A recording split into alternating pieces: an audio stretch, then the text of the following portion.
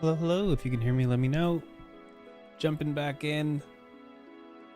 I don't know if people can hear me yet. Let's find out. Just gonna check my settings real quick. If you're tuning in after the stream, like a different day or a different evening, feel free to skip ahead. There's a timer on the screen that tells you when we're going to start reading the actual game. Till then, relax, grab a drink, sit down somewhere, or stand, whichever floats your boat. What's up, Mango Cheesecake? Nice to see you.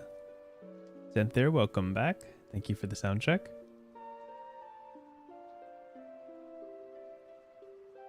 Just settling in.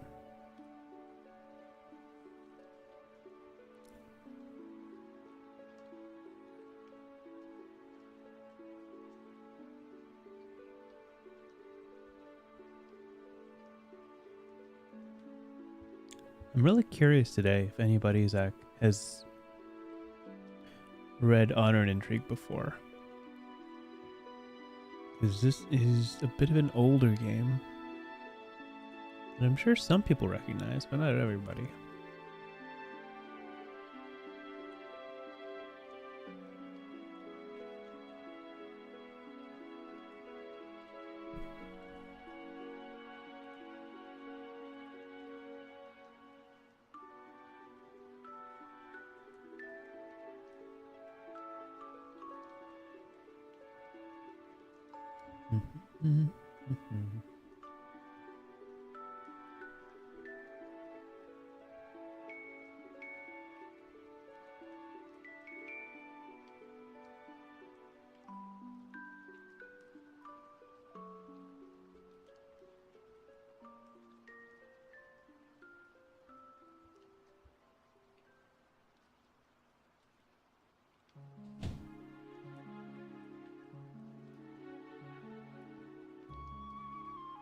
Let's see, what did I forget?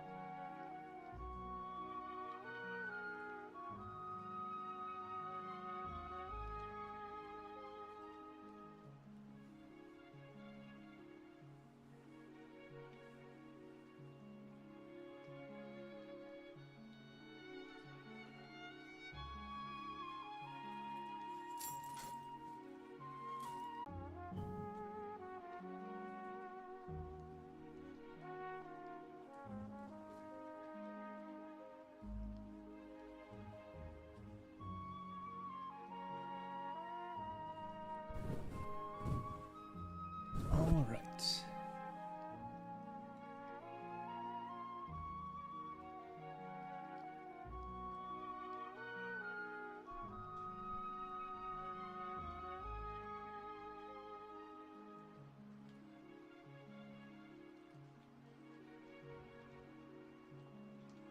How much time we got left? A little bit less than a minute? Okay. Just make sure I'm all situated.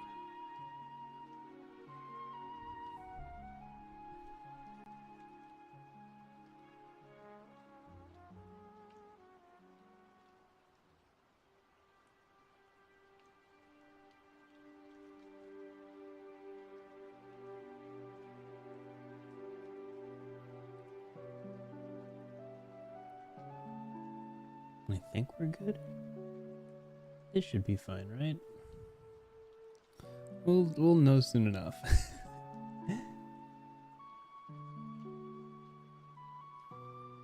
Okay.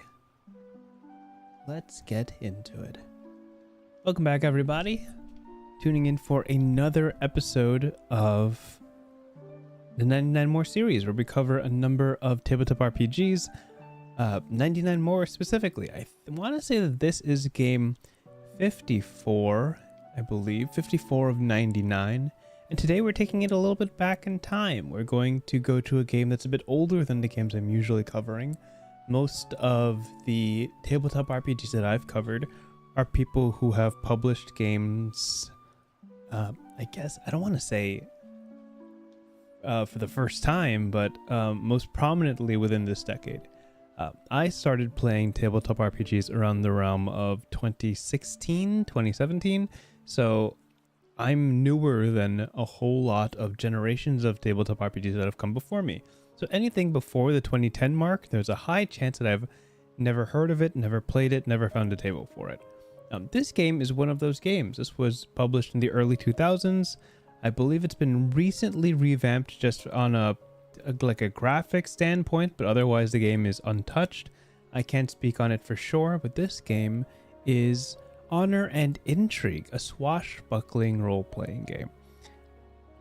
Now, the reason I'm covering this is because a while back, there was something called Kraken Week. Kraken Week was something hosted by, I believe, I want to say Pointy Hat and Ginny D, where they were compiling a whole lot of Kraken-themed seafaring videos and shorts made by the tabletop RPG community. And my pitch was going to be to publish a video about games where piracy and sailing the open seas is the main story point, contrary to just kind of reworking D&D 5e to service the pirate story. So in looking for those games, obviously I knew about Rapscallion, which is a game coming out from Magpie Games, but I didn't really know any pirate-specific games. And when I was scouring the internet finding games that specifically tackle the deep sea and this sort of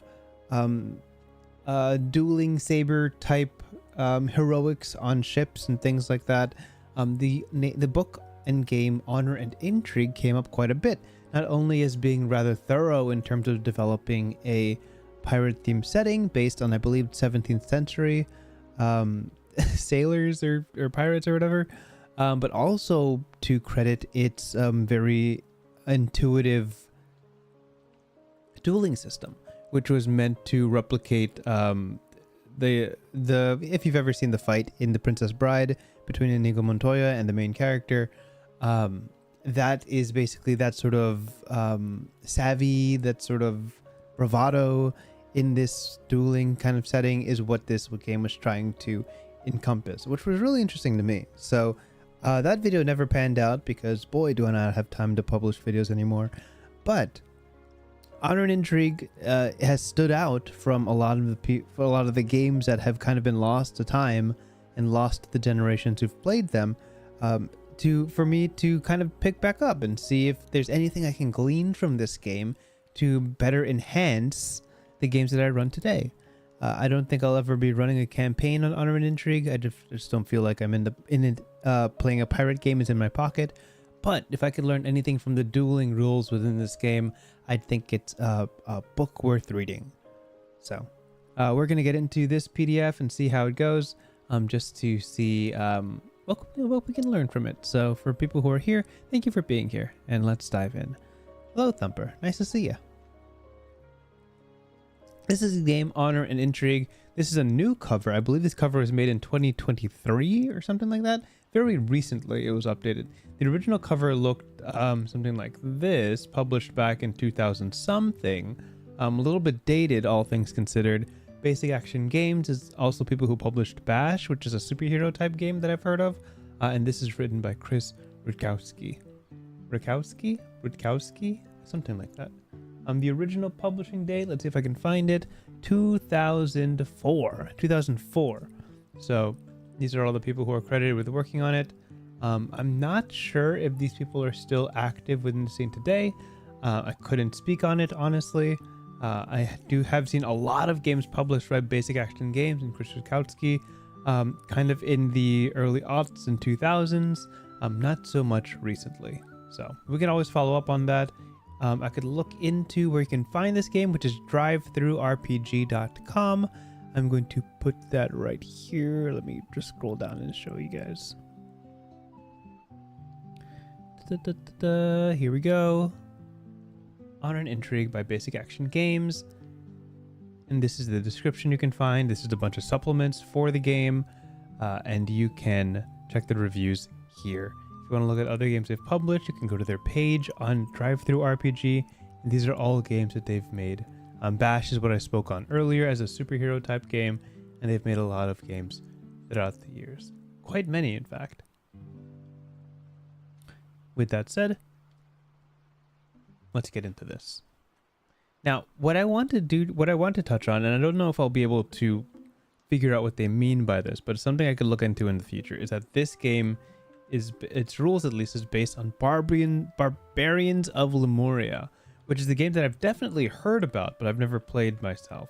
So maybe in the future we'll look into this. If this is a progenitor to a lot of games during this era, I would love to see what it's all about. But I'm not too sure, and I can't speak on it because this is my first time reading. So.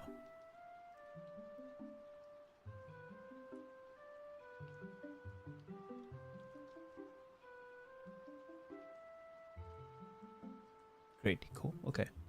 Just checking on something. Oh. Okay, so just the table of contents. Let's see what we want to focus on today. Probably simply, what do I need to play and what is honor plus intrigue? A little bit of the history would be good. Oh, good, these have links, fantastic. A little bit of what these rules mean. Key terms is important, of course, and then we'll try a core mechanic. It looks like most of this game, well, a lot of this game is within the first 10 pages, so maybe we just go through those and we can kind of pick and choose what we want to go into later, because most of these seem like character creation tools. Lots of heroic careers as options, boons, flaws, arms, the weapon system, and the task resolution system. I'm looking for combat. Look, examples of combat, dueling styles. We could check that out. That looks fun. And then combat rules. So combat rules is probably what we're going to close on. Thumper says, I've never heard of Barbarians of Lemuria. We're probably dating ourselves by saying we don't know what it is. Let's find out when that came out. I'm going to go to figure out a little bit. Barbarians of Lemuria.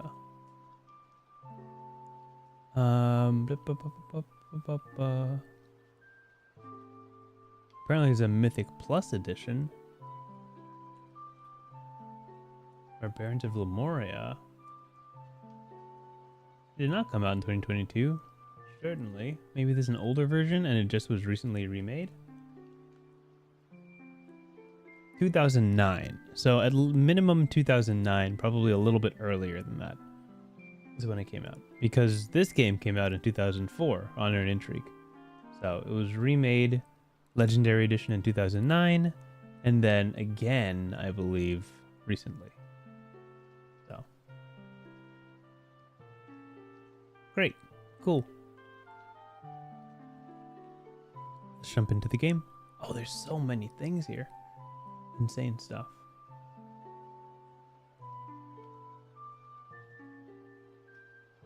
Okay, introduction. Let's get into it.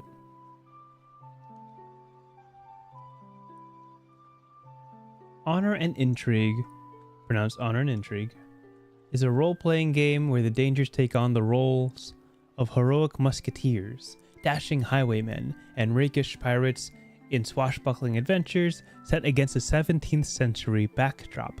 Inspired as much by Hollywood as by history, Honor and Intrigue pays homage to the swashbucklers of the silver screen, as well as the great works as those of Dumas and Sabatini. True to its inspiration, Honor and Intrigue plays fast and cinematic, leaving the focus on drama and unfolding action. Most of the people playing the game will be players, portraying the heroes in a swashbuckling adventure story. Each of these heroes will be characters the players create themselves, heroes who are larger than life.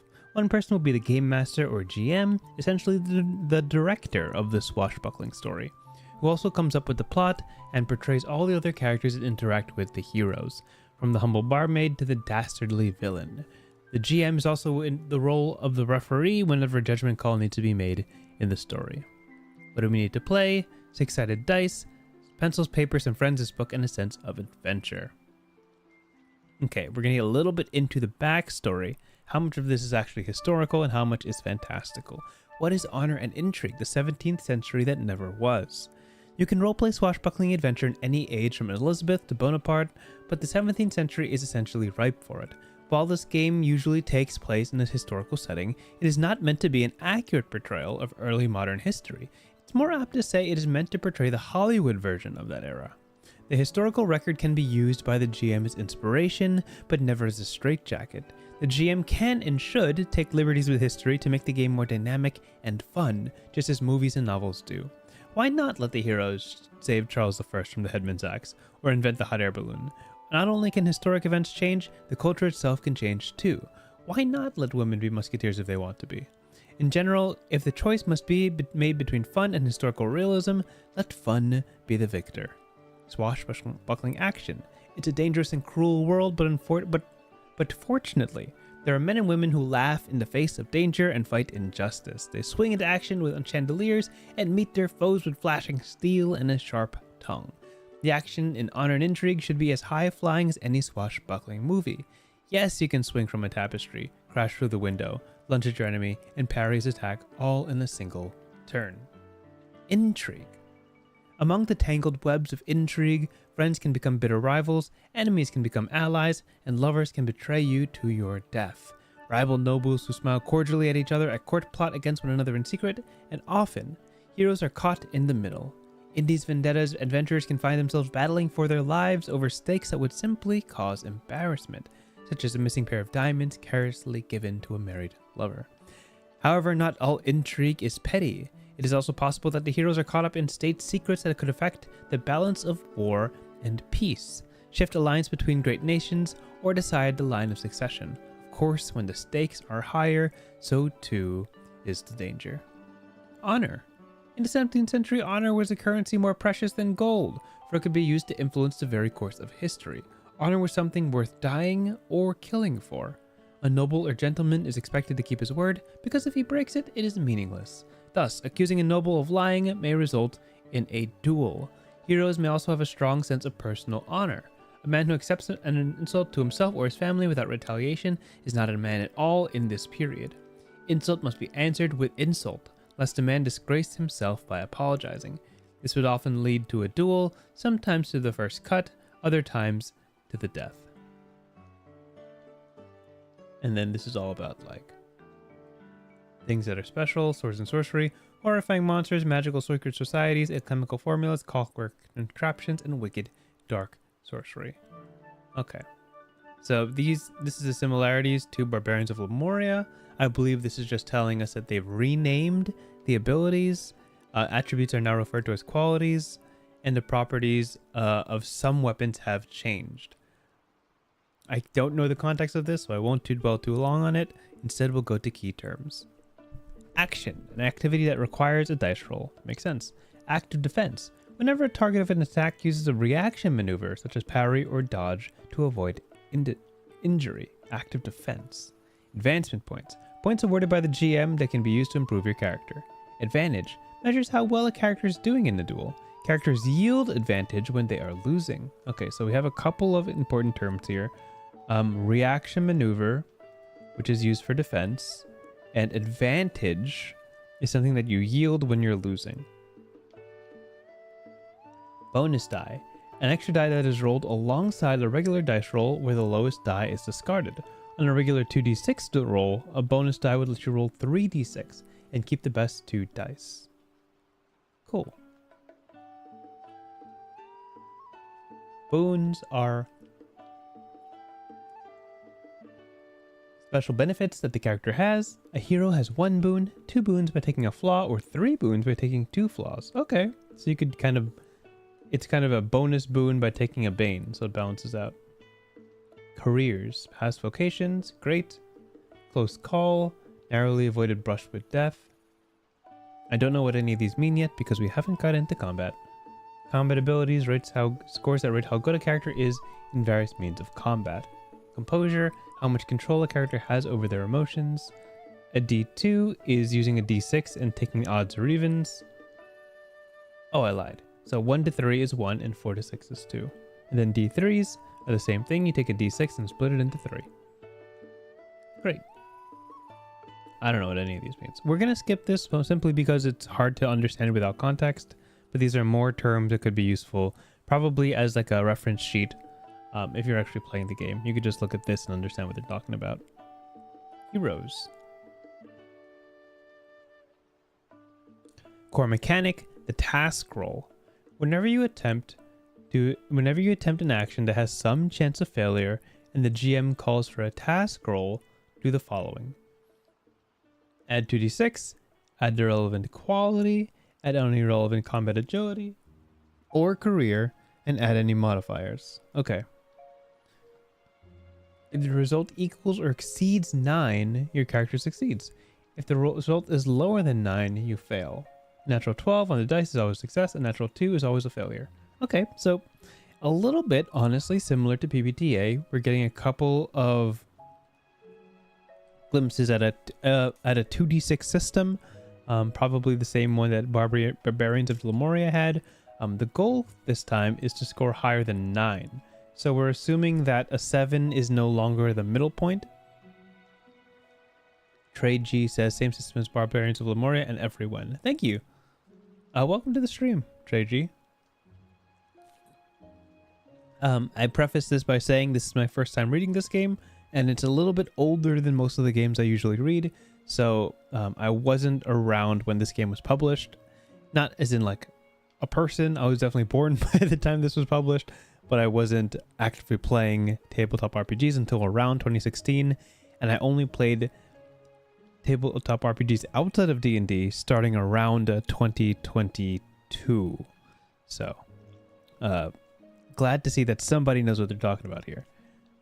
So, interesting to say that a result is 9 or higher. So I'm assuming that with these benefits, you're probably landing around a +2 or higher, because the average of 2d6 is a 7. So an average of a success would mean that these values probably equal to a +2 usually.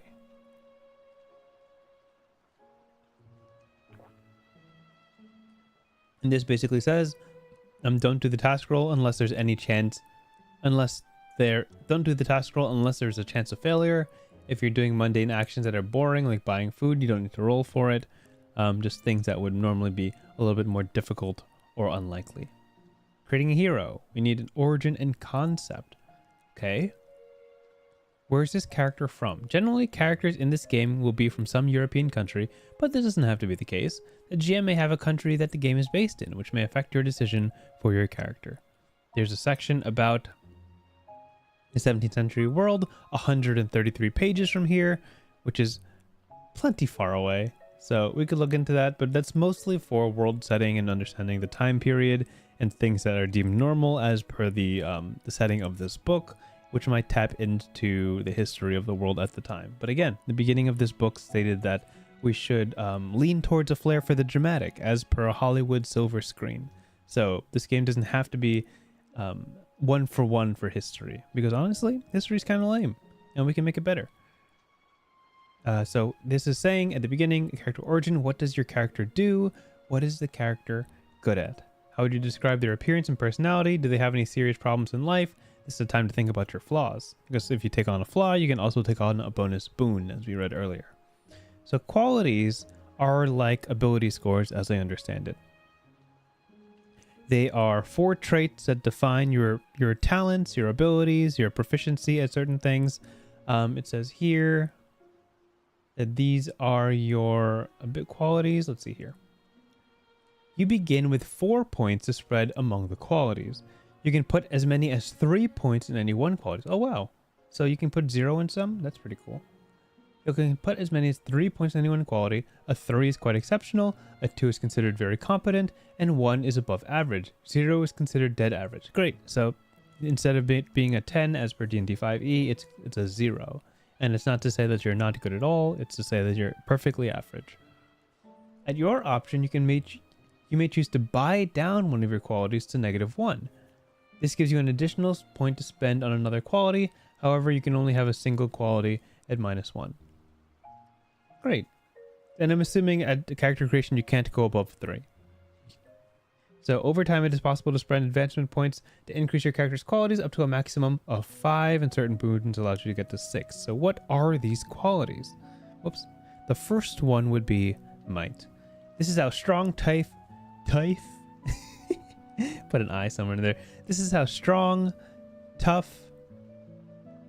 Wiseman 303. Welcome back. Nice to see you here. History's kind of lame. I agree. When you say it depends on what part of history. History is very interesting. The fact that it happened by nature makes it very interesting.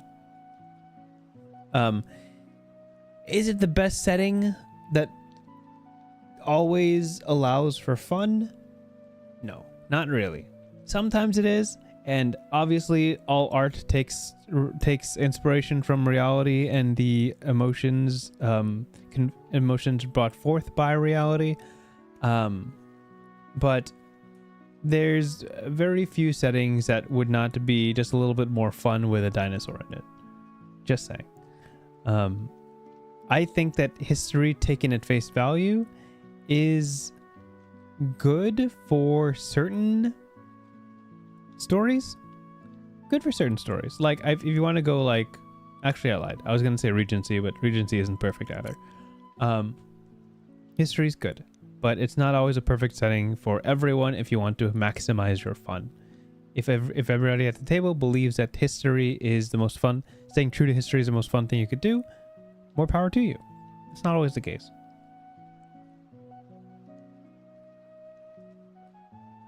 Moving with this, might is how strong, tough, and resolute your character is when you need to rely on brute strength or size. Use might. In combat, might is valuable as it adds to the damage you deal in all hand-to-hand attacks. Might is also important when determining your lifeblood. I don't know what this means, but I'm assuming HP, but we'll find out, I'm sure, soon enough. Wise Man says, fantasy does allow a vehicle for exploring new possibilities. Also, I agree more things would be better with a dinosaur in them. Thank you. I agree too.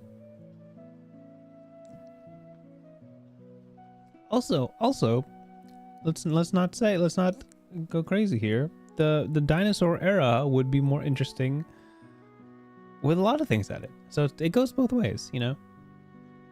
So might seems to be the general physical strength thing. So it's like endurance or resistance to toxins, climbing, swimming, and leaping, hand-to-hand weapon damage, lifting, pulling, bending, and breaking things. Daring is character's ability to... But let's try it again. This quality is a measure of a character's ability in feats of swift action or reckless courage. In combat, daring is important because most damaging attacks are made using daring. Daring is most important to soldiers, sailors, highwaymen, and duelists. Swinging from chandeliers, leaping across chasms, performing any acrobatic stunts, and of course, climbing, swimming, and leaping. Savvy expresses how knowledgeable, skillful, tactful, and aware your character is. Savvy is important in combat because it adds to your character's initiative and used for ranged attacks. Cool. And this is like this is basically how smart you are, is what I'm understanding. Notice something difficult to perceive.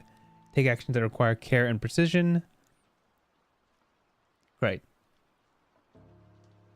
I think skillful it's like not only smart, but like good with your hands. Like it says here, to pick a lock, ranged attack, things that require care and precision. So it's not quite daring, because daring doesn't make sense for really small actions. This is an interesting line between like, in the same way that how D&D splits up dexterity, intelligence, wisdom, and charisma.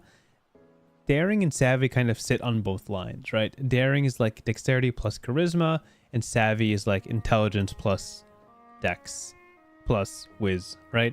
So it's always so interesting how they split up the attributes, because in my head, like the 6 ability scores of D&D make a whole lot of sense to me. But if you say something like this is daring and this is savvy, that also makes sense. It's funny how you can kind of put them all together to make a singular quality. And then flair is all charisma, how charming, flashy, and romantic you are. Temptresses, aristocrats, charlatans, entertainers, traders, and diplomats rely on flair. Combat abilities. Everyone is basically the generic version of this game. If you not select the setting, but like the system, go to everyone. Awesome. That's actually really... thank you. I love trying to figure out where mechanics came from, and if I'm connecting me to maybe some sort of SRD, system reference document, of like the basic core rules of a game. I always find that so interesting, how everything kind of ticks together. I don't know if you were here, ttrpg, at the beginning, but one of the big reasons I'm reading this is because of the pirate games that are available out there, this one was the one recommended for the most interesting or engaging combat. Not necessarily to say balanced or number wise, like good like that, but good for telling a story. And not many games are good at interesting story combat. But if this is truly based on movies like Princess Bride, then I've yet to be disappointed. So, okay, combat abilities. Again, you get 4 points and a maximum of 3 in any of one of these areas. So these combat points are put into brawl, hitting people with fists, feet, or head, as well as throttling, holding, and throwing people. Melee is handheld weapons. Ranged is, I'm guessing, ranged weapons, so pistols, muskets, or crossbows. And defense is dodging, ducking, or sidestepping. Okay. You need to choose 4. So we're talking about heroic careers now. A career path of a hero represents all of his upbringing and experience, and therefore can be used to help determine everything he knows, his skills, his knowledge, his expertise, and his influence. 4 careers?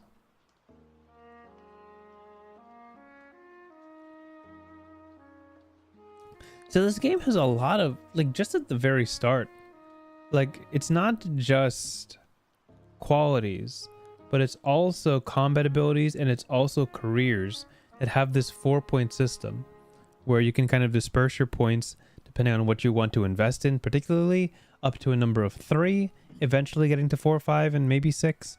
And then you can leave skills at 0 for average and then buy down to -1 to be lower than average to gain a point somewhere else. This is a running theme that I'm seeing in this game.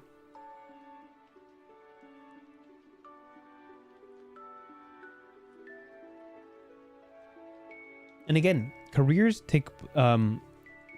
help out in rolling. So if you roll a 2d6, right? To go back to this, roll a 2d6, add the relevant quality. So again, that could be a stat from 0 to 4.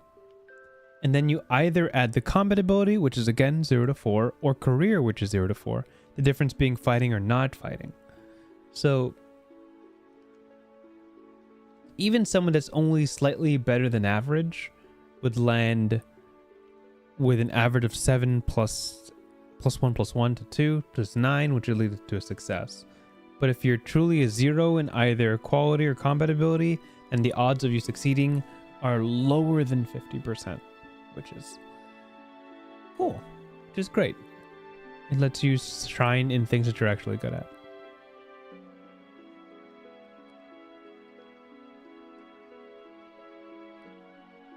Yeah, these are careers.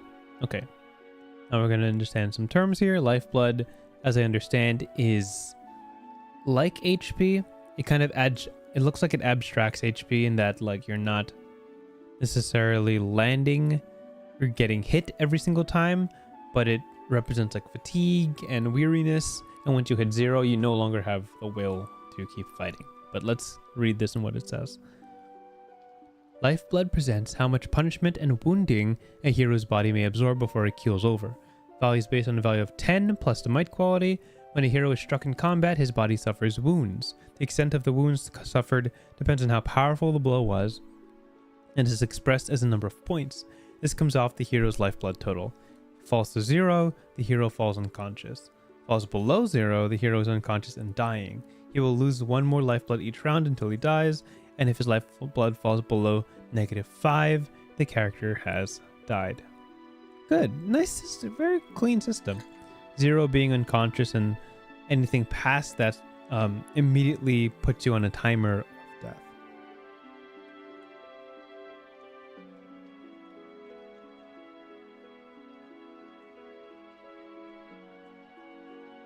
Okay. So what is fortune then? A character's overall luck? A fortune point allows a player some sort of control over what happens during the scene. Use of fortune points is important both dramatically and mechanically to the rules. A character's fortune characteristic represents how many fortune points they begin with each session, and always resets to 0.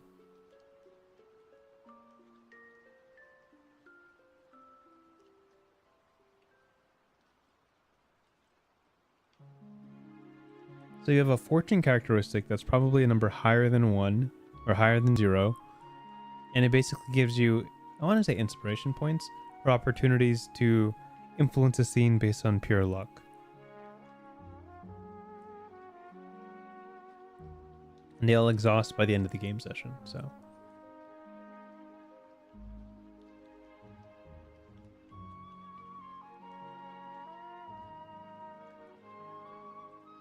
Oh look, a fortune characteristic can be based on a character's flair plus 3. So again, this could be anywhere from 0 to 4. At beginning levels, it's max 3. So if you have flair of 3, you can add plus 3 to that for a base fortune boon of 6. Pretty good.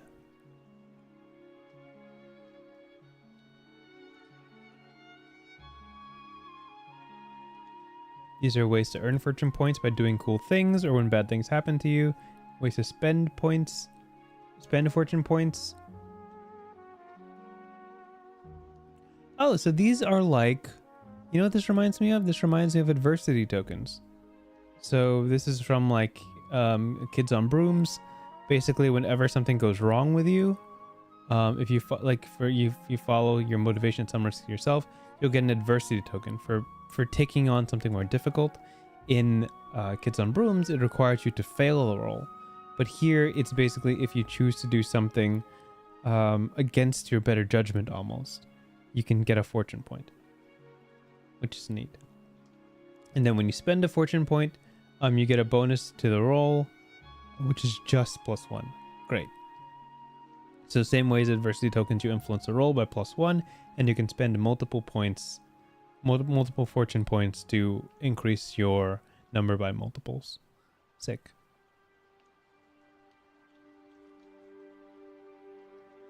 And you can even change the success to a mighty success, which is great. Yeah, so these are all different ways to use your fortune points. It just kind of change the scene to be more interesting.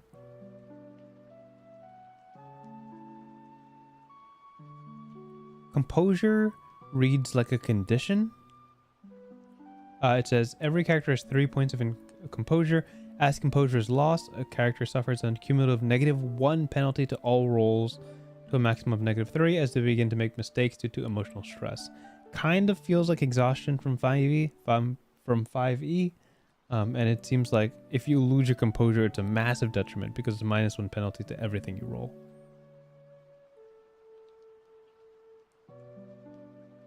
Composure is lost in social combats. Great. So like instead of targeting somebody's lifeblood, you can target their composure instead and slowly whittle down how good their rolls are. Makes sense to me.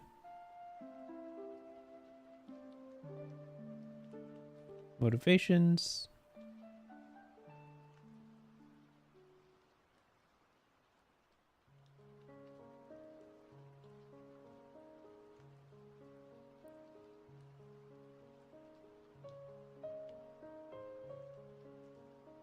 Invoking motivations.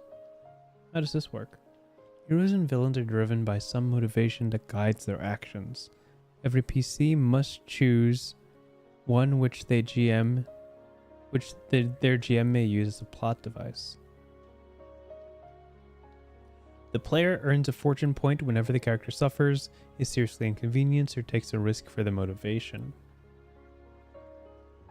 In other words, if there is a consequence involved in you following your motivation, you get a fortune point. If there's no consequence, if there's no motivation, you get a fortune. Well, if there's no consequence, then you do not. Got it. And you can ignore your motivation by paying 1 fortune point. Useful. And these are potential motivations. Just guiding words and concepts that could lead you in different directions. Then backstory. Then to explain backstory. Friends and concepts, rival and enemies, languages. Cool.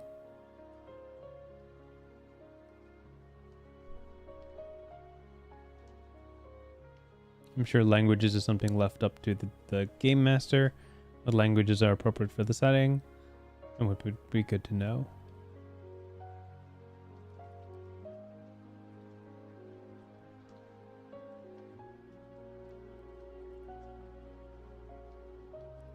Great. Literate unless you say otherwise. Useful. That's basically character creation. So obviously concept of character, then we did the qualities, 4 points for qualities, then 4 points for character abilities, then 4 points for careers, then you teach your boons and flaws, and after the first boon, which you get for free, you can take another boon if you take a flaw beside it. So evens and odds. Not really evens and odds, positives and negatives. And then for characteristics, HP is lifeblood, fortune is your ability to change a scene based on your luck, and then advantage and qualities, boons, and flaws. Great. And then picks. We don't know what advantage is yet. We don't know maneuvers yet. And these are examples of careers. So let's just look at one and see how we feel about it. It got Inigo Montoya's quote wrong? Oh, really? Which one?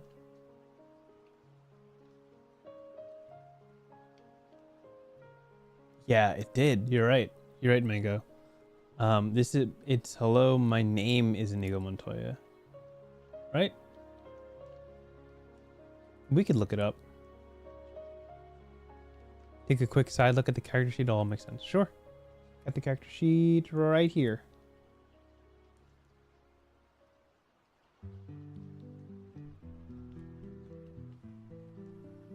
Yep. So character sheet.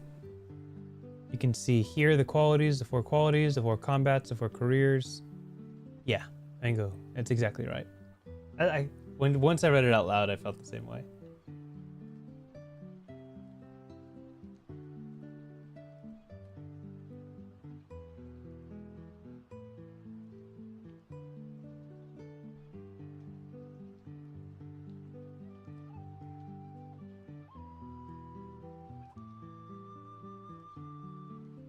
Yeah, this is an easy way to line it up. Okay, so let's look at one of these careers just to get a feel for it. Where are we right now? Let's do charlatan. It's an example of a career. A charlatan is a con man or trickster. A mountebank is a quack who sells snake oil and tells fortunes. Gamblers use the pretense of a game to separate fools from their money and are also quite skilled in bluffing, calculating odds, and when necessary, cheating or making a swift exit. All make their living on the gullibility or greed of others. They are skilled in deception, etiquette, disguises, as well as prestidigitation and quackery. Because it takes one to know one, they can also tell when somebody else is bluffing or being deceptive. Our charlatan's flair and savvy are his most important qualities, and these are your suggested boons, and these are your suggested flaws. Let's see. Okay. I want to start playing the game. What do I do to play the game? So I'm skipping a lot of, I guess I'm skipping a lot of weapons. Let me look back into that.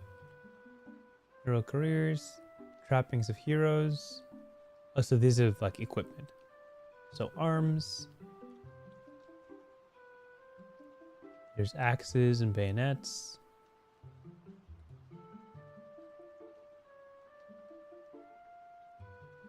Okay. If you want your character to have a two-handed version of a one-handed weapon, simply add 2 to the damage it does, and then -1 to parry. Great. So axes, bayonets, bucklers. It seems that they have their damage, and then this one in particular. Yeah, so this one has 1d6 damage and 10 range increment. Can be when it's thrown. The advantage of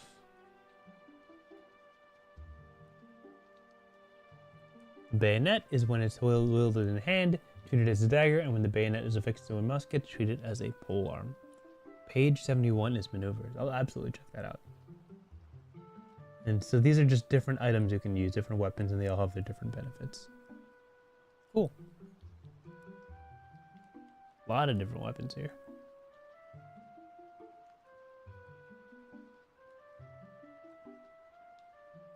Look at this look at this whip weapon. Insane. A whip crack uses flair plus melee -1 versus daring. If you succeed, the enemy loses 1 composure. If the enemy is a pawn, he simply runs in fear. A whip gets +1 to bind and disarm. It only does 1d3 -1 damage, though.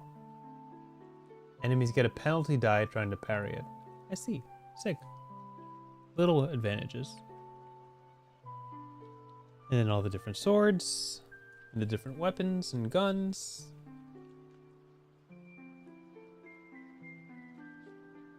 Then different kinds of armor.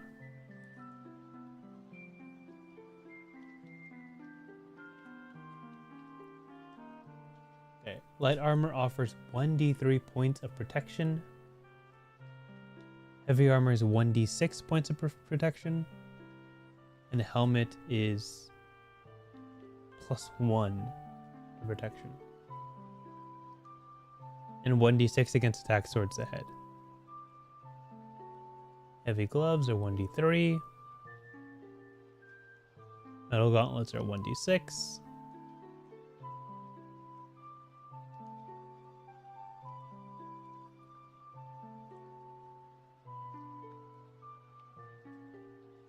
And a buckler does +1 to parry. Gives you +1 to parry. Okay, advantage is 67. So let's check those two things out. I want to know about advantage, and I want to know about parrying.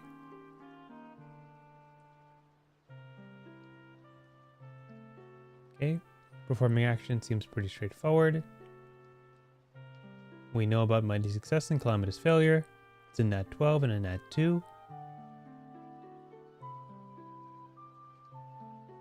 Advancement points is what it looked like to advance.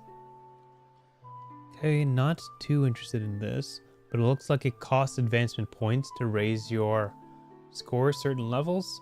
3 to 4 is quite costly at 35 AP, when you could simply raise a 0 to a 1 3 times for 15 AP. So economically, it's easier to raise your lower stats than to exceed the limit of human capability. Okay, here we go. We're going to try to understand combat rules, see the charm in it, before we really go ham. Or go to sleep, one or the other.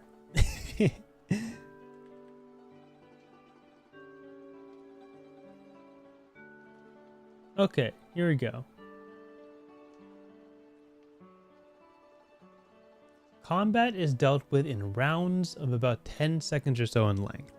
During each round, heroes can take a variety of actions. There are 4 types of actions used in combat: major, minor, reactions, and stunts. Sounds kind of familiar. Characters involved in combat act in turns, put in order based on initiative. Okay, still sounds familiar. Major action and minor action sounds familiar. Stunt, I'm guessing it's some sort of movement. When it's not your turn, you can use a minor action to perform a reaction, usually in self-defense. Great. So major actions are your big move, minor actions are your supplementary moves, stunt is a stunt, I don't know what that is yet, and then you can also minor action on, I'm guessing, someone else's turn as a reaction.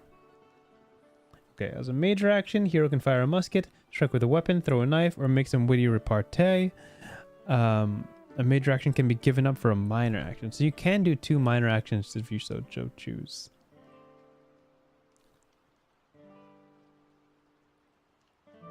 Okay, a stunt is a powerful move that lets the hero take out multiple pawns at once. Oh, sick. So it's like an AoE. Interesting.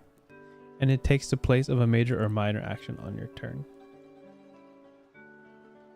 Number of actions. Everyone takes 1 major, 1 minor. Retainers can only take one major. Heroes, villains, and retainers can split the actions. Pawns cannot.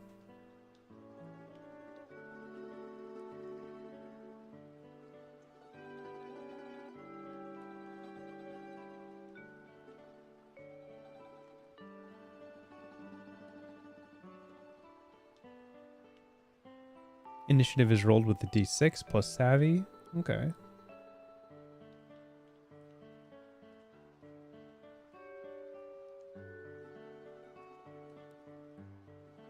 Looking for something that a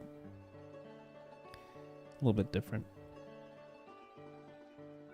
You can always sacrifice a major action for a minor action and sacrifice a minor action for a reaction.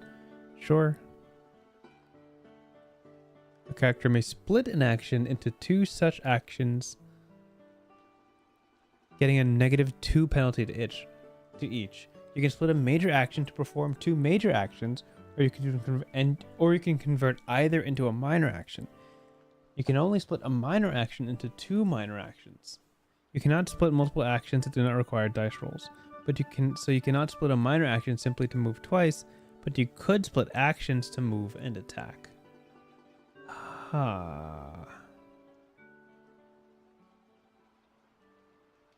Oh, so if they're basically saying if you need to roll for it, then you can't split it, because then you're kind of subverting the penalty of a -2 on that roll.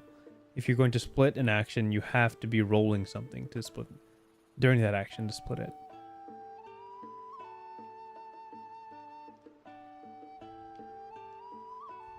For example, to make two attacks with split weapons, the character typically must be wielding two weapons. Some common uses for splitting an action is to parry and riposte, blade work, and to hold a parry. Cool. You don't have to act as soon as your phase comes around or use all your actions during your phase. Instead, you can hold off until a later phase comes up. If you interrupt another's action in a later phase, the two actions are treated as if they are tied. The exception is a reaction. Holding an action is a good way to be prepared with a reaction when you need one.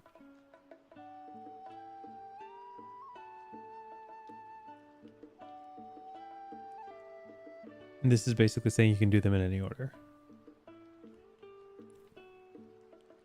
Get your bearings. Take no actions and gain one advantage. And sacrifice a major action for a minor action in your phase. Yeah, you know this. A little bit convoluted, but it kind of makes sense. It's like, hey, you can split actions to double the amount of actions you take, as long as you take a -2 penalty guaranteed, is basically what he's saying. Moving in distance is a bit abstract. They don't have any boards for this.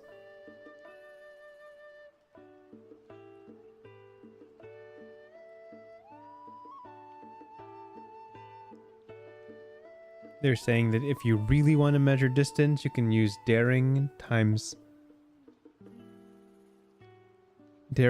5 plus 25 for your base speed, which is really fast. Well, I guess it is 10 seconds of running, so pretty fast.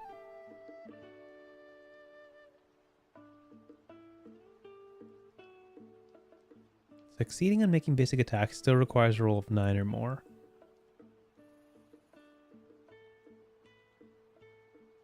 And then you can use careers to provide a bonus if need be, if the gym allows it.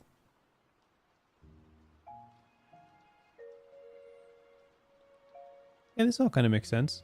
So as an example of a modifier on your attack roll, it would be like this.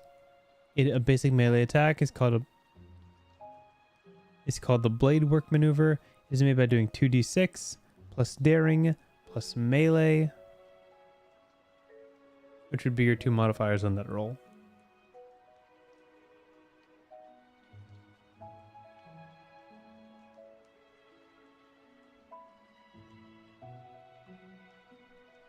In the same way, daring plus brawling. So melee is like a handheld weapon. Brawling is your fists. So 2d6 plus daring, which is the stat modifier for the fighting, plus brawling, which is you using your fists. Which is, I believe, a combat ability, if I'm not mistaken.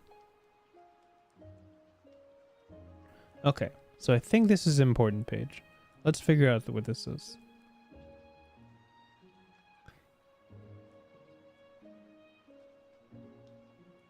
Let me just get some water real quick.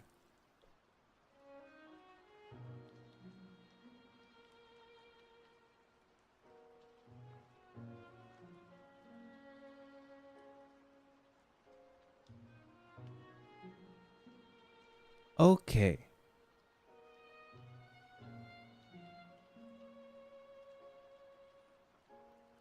Let's really figure out these next 2 pages. And I think there's a lot of different roles. Wow. More mechanical than I thought. Okay. So let's really figure out these next 2 pages, and then I want to say we're more or less done with the core of it. This is basically what I really wanted to get to. Okay. So we already know to hit somebody, you're rolling 2d6 plus your relevant stat plus the type of weapon you're rolling, which is fine. If you are hit, you have 4 options. So this is after you are hit by an enemy or an enemy is hit by you. They have these options. You can 1. Spend fortune to improve your passive defense.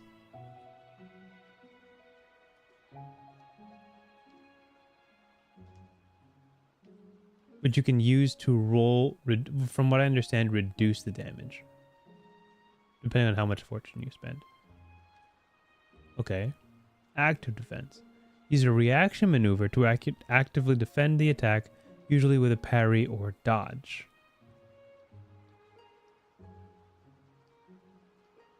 Yielding advantage is you give ground to your opponent. Oh, interesting. You give ground to your opponent rather than taking a hit. Some maneuvers make you yield advantage even if they do no damage. Yielding your last point of advantage results in defeat. There are some situations when yielding is not an option. This leaves only 1 to it for. Okay. And then take a hit. This is usually best reserved for a very light attack, although there is no other option but defeat. Even a severe cut to the shoulder is preferable to being run through. A character who is hit by a ranged attack has 2 options. Oh, so these are melee attacks. Okay, so interesting little thing here, right? So you can take the hit, but obviously you only have so much lifeblood. You can spend a fortune to reduce the damage. You can try to parry or dodge it, or you could yield advantage, which is a different win condition. Yielding advantage makes sure you take no damage, but you give advantage to your opponent. And I'm assuming if you run out of advantage or your opponent has too much advantage, they automatically win. So this is different from lifeblood, and this is different from composure. This is like a third win condition that you could kind of force somebody to submit by forcing them to yield advantage over and over and over again. Okay. And then if you are hit by a range attack, you can either spend a fortune point to reduce the damage. Oh, you take a close call.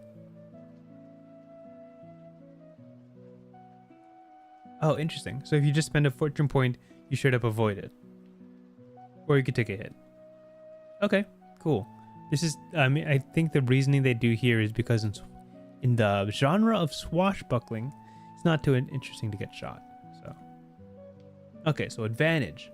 This is what I'm understanding to be the core mechanic of these duels and what kind of makes them snappy and interesting. So let's go from here.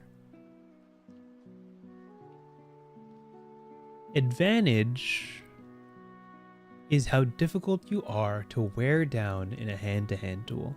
It is essentially how much of an edge you have going into a fight, both physical and psychological. A character usually begins every scene with 3 advantage, and a character's use of advantage may be impeded by armor, and the base of amount can also be increased in certain ways. In a duel, whenever a character is attacked, you have the choice to make a reaction like a parry, take the hit, or yield advantage.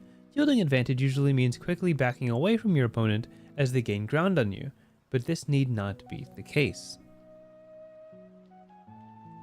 Yielding advantage. When you yield advantage, you scramble back away from the attack, turning your attacker's successful hit into a miss, and your advantage is decreased by 1. Advantage is not a resource that should be spent lightly, nor should it be hoarded. Okay, so it's just a stack of 3 that you whittle down by 1 each time you feel threatened. Got it. Tracking advantage. You could simply use a piece of scratch paper or token to keep track of advantage, but the character sheet also has an advantage track you can use by placing a marker on your current advantage.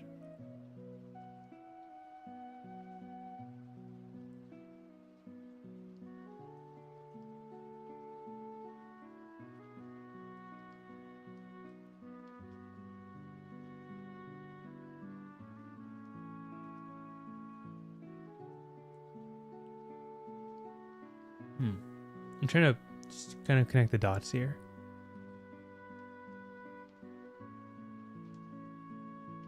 Okay, so yeah. So they're just saying that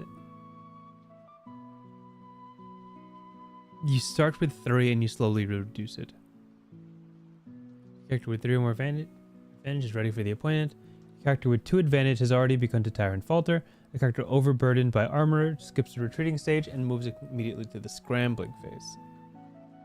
And these are the different levels of advantage. 3 is somebody who's ready, 2 is retreating, then scrambling, then defeated. Scrambling. A character with only 1 advantage left is perilously close to defeat and cannot afford to yield anymore. When you're at 0, you are defeated, and the victor decides their fate. For PCs, it usually means you're captured, but may mean you are run through and left for dead.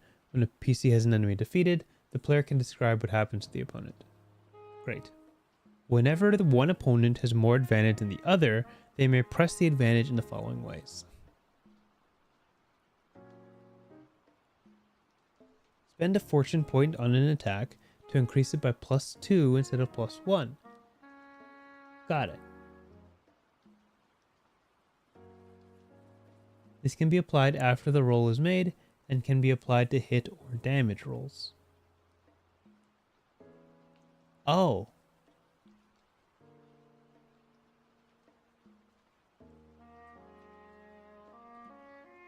Huh. So basically, if you have the lead, you can spend a fortune point to give greater boosts to hit and to damage. So a +2 is much bigger than a +1 in these situations. Because if you spend 2 fortune points for a +4, that almost guarantees the hit, which is a really good place to be since you're pressing the advantage. But you could also yield it to take another major action as a kind of small loss for a temporary advantage. And then if you take the hit, it doesn't affect your advantage at all.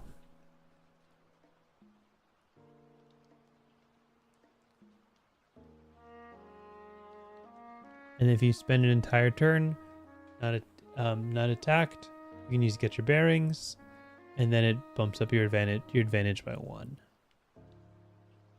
Retainers usually have 1 advantage, heroes and villains have 3. Makes a lot of sense. And then when you roll a mighty success, you gain 1 advantage. On a non-damaging maneuver. I see.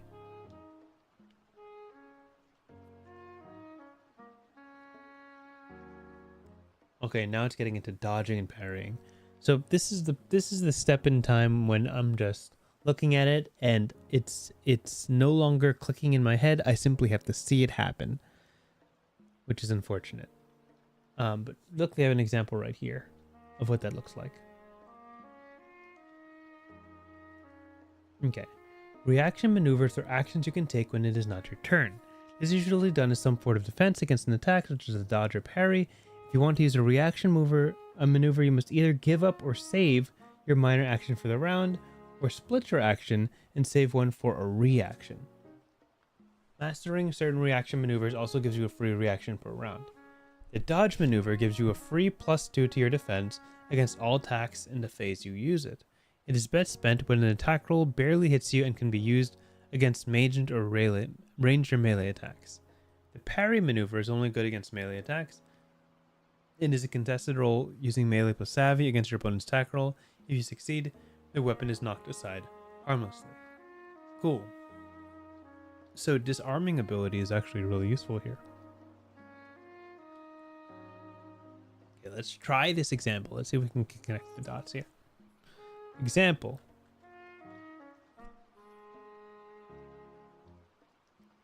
Gerard is fighting the captain of the Cardinal's Guards. He spends a major action to attack and rolls an 11. Again, higher than 9 is a success. The captain has a defense of 11 and spends his minor action to take the dodge reaction, boosting his defense to 13. Gerard holds his minor action to use as a reaction himself. Right, so he doesn't really press the attack as much as he readies himself for the retaliation. Then the captain attacks Gerard, rolling a total of 13. Gerard's defense is a 10, so he cannot dodge this one, so he decides to use his saved minor action to parry. He rolls 2d6 plus savvy plus melee and ends up with 13, just enough for him to knock the captain's sword aside. Yeah, I mean, I see it.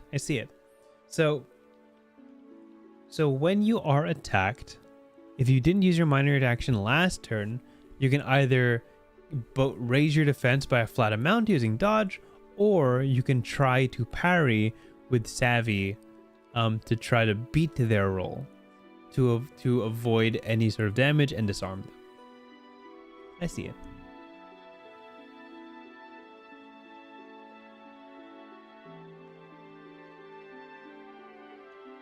A close call does no damage to the character but comes very close to killing them. A person's head being shot off or a lock of hair cut off, as some examples are some examples of a close call. Needless to say, when this happens, it can be rather unnerving. A character who suffers a close call must make a moderate fear check.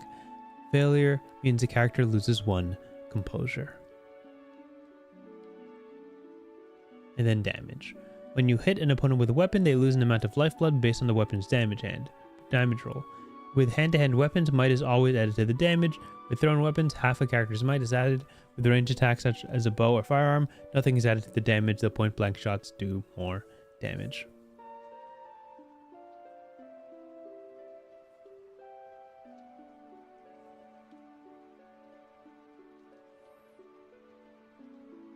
Okay, cool.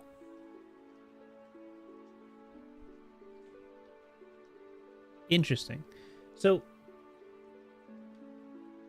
looking at this and trying to kind of understand it at a glance, what they have done is allowed for a combat to be played swiftly and cinematically. I'm looking at this, and what I understand is that it's not really, it's not really just enemy swings, you get hit, take the damage, right?